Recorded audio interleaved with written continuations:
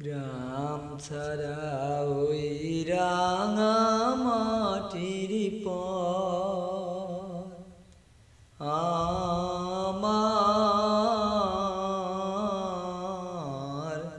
Hi viewers, আপনারা সকলে কেমন আছেন? আশা করি সকলে ভালো আছেন। আমিও আপনাদের দয়া আল্লাহর রহমতে খুব ভালো আছি। দেখেন, পড়ে থাকা জায়গায় সেই গতবারে একটি পুঁইয়ের শাক হয়েছিল এখানে আপনা আপনি।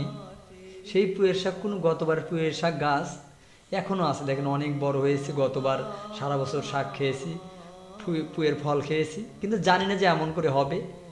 আল্লাহর রহমতে হয়তো খেতে খেতে একবারে সামান্য এই গাছটুকা রেখে দিয়েছিলাম এই চালের উপর, আমার হেসেল ঘরের চালের উপর, হাসিল ঘরের চালের উপর। পরে কেন যেন ফল টল খেয়ে আর গাছটা কাটা হলো না। হঠাৎ করে আবার এই খুশি বাড়ি আবার একবার জাক জমক একটি গাছ হয়ে গেছে। তা আমি চিন্তা ভাবনা করছি, আমি নিয়ত করেছি গাছ যতদিন থাকবে আমি রেখে দেবো। আল্লাহর রহমতে, আল্লাহর তৌফিক দান করেছে, গাছ যদি আজীবন থেকে যায় এরকম রেখে দেবো। যদি ঘর বাড়ি ভেঙে একবারে আউট হয়ে যায় তখন আলাদা, কিন্তু আমি এই গাছটিকে নষ্ট করার চেষ্টা করব না। যেহেতু আল্লাহর রহমতে যে এখান থেকে আমরা প্রায় দিন এখান থেকে সেই শাক এখান থেকে তুলে আমরা খাই, মানুষজনকে দেওয়া হয়। দেখেন কত সুন্দর শাক ধরেছে, শাক হয়েছে এখানে। দেখেন যে পড়ে থাকা জায়গায় চিংচিঙ্গা, অনেকে চিংচিঙ্গা বলে থাকেন, অনেকে দুধকুশি বলে থাকেন।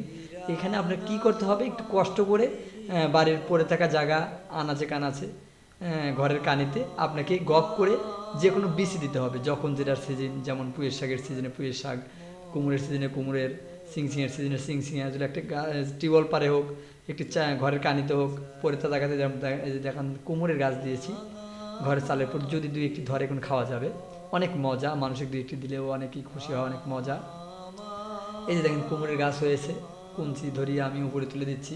হয়তো কোনো সাপড়ার উপর, কোনো গাছের উপর চলে গেলে এখানে খাওয়া যাবে এবং অনেক মজা হবে, মানুষজনকে দেওয়া যাবে। দেখেন পড়ে থাকা জায়গা, এই জায়গাটা কোনো আমাদের নয়।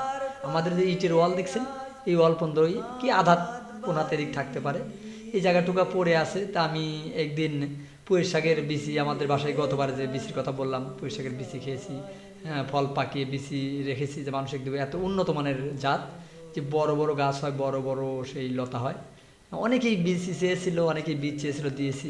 অনেক বীজ আমাদের বাসায় ছিল, তো পড়ে থাকা জায়গায় ছিটিয়ে দিয়ে আমি যে জায়গার মেন মালিক, আমাদের আছে হাতখানে কি আধা জায়গা আছে, কিন্তু আমাদের যে ওয়াল পর্যন্ত জায়গা, ওয়াল থেকে কিছু আছে জায়গা, কিন্তু এখানে পড়ে থাকা জায়গা আমি দেখলাম যে যদি দেখেন কত সুন্দর, মানে তেল চোয়া পড়ছে। এখান থেকে আমি বলেছি জায়গা লাগছে যে আপনিও খাবেন, আমরাও খাবো, আরও পাড়া প্রতিবেশী যে যার যখন ভালো লাগে এখান থেকে খাবে।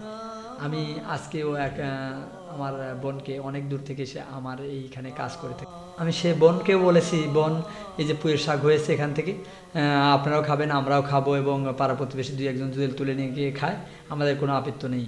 কেননা এইসব পড়ে থাকা জায়গায় দেখেন, যদি আপনারা অনেক সময় গাছ গুজালি লাগিয়ে যদি আপনাদের বাড়ির আশপাশে এরকম করে দেখেন, আমি কোনো কুবাইও নি, এখানে যত্নও করিনি, কোনো নাঙ্গলও দিইনি, কোনো কোদালও মারিনি। এখানে সেই চারা রোপণ করে দিয়েছিলাম। আমি জানি এখন বৃষ্টির দিন, এই যে দেখেন কত সুন্দর লাইয়ের গাছ উঠেছে। গতবার কোনো এই ওয়াল দিয়ে অনেক লাই ধরেছিল, অনেক লাউ খাওয়া হয়েছে। এই দেখেন পুঁইয়ের শাকগুলো কত সুন্দর হয়ে আছে। এখন ইচ্ছে করলে কোনো আমরা খেতে পারবো। আপনারা যদি আসেন আপনাদেরকে আমরা অতিথি আপ্যায়ন করতে পারবো। অনেক অসহায় গরিবদের মাঝে দু চারটি তুলে যদি দেওয়া যায়, আসলে কোনো ফুরানোর নয়। দেখেন আপনার মন থেকে যদি কোনো কিছু সৎ উদ্দেশ্য করেন, সেটা অবশ্যই তার সফলতা, তার বরকত আসবেই। এই দেখেন যে কলা রোপণ করেছি, কলা আছে, যে কলার গাছে কলা আছে, যদি এখান থেকে আপনাদের দু চারটে দেওয়া যায়, পাড়া প্রতিবেশীকে দেওয়া যায়, নিজেরা খাওয়া যায়, আসলে কোনো মজা আছে। এই জন্য আমরা আসুন, পড়ে থাকা জায়গাতে আমরা কিছু সবজি আবাদ করি। আপনাদের যদি এই বিষয়ে কোনো জানা না থাকে আমার নাম্বারে ফোন করবেন, আমি আপনাদের চেষ্টা করব বোঝানোর জন্য। আজ এ পর্যন্তই, দেখা হবে আবার যে কোনো এপিসোডে। আল্লাহ হাফিজ।